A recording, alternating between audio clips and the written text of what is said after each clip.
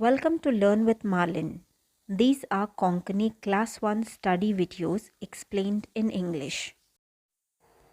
दूसरा part, second chapter.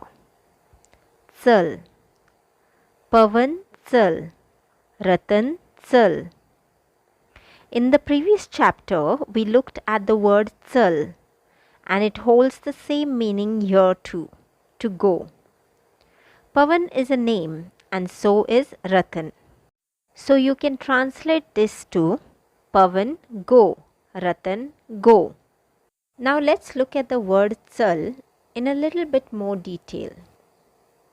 Now if you remember in the last chapter we saw that there is another word for the verb to go, that is vats. Vats also means go. Now let's see how it can be used. Chal vats, it means go. The chal here basically acts as a filler or adds emphasis to the action of going. If you hear someone say chal ya or chal vatsu ya, it means let's go or let us go. Chal ya or chal vatsu ya, let's go. Chal bos means go sit. Chal dhaun, run. Here's another example of this word being used as a filler word. So you might hear someone say, Chal bare tar, meluya magir. It would basically mean, okay, bye then, let's meet again or let's meet later. Now let's look at the letters. N, V, P, R, T. Now this last letter T is not the same as the T sound in English. T says T, T as in tomato. You can say this is a soft T. It's pronounced T with the tip of the tongue touching the teeth, the top teeth.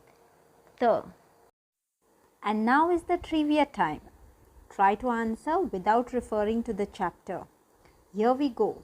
Let's see how much you can remember. How would you say let's go in Konkani?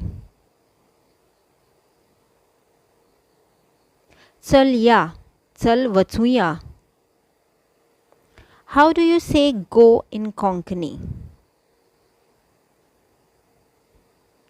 Chal, vats. What sound does this letter make?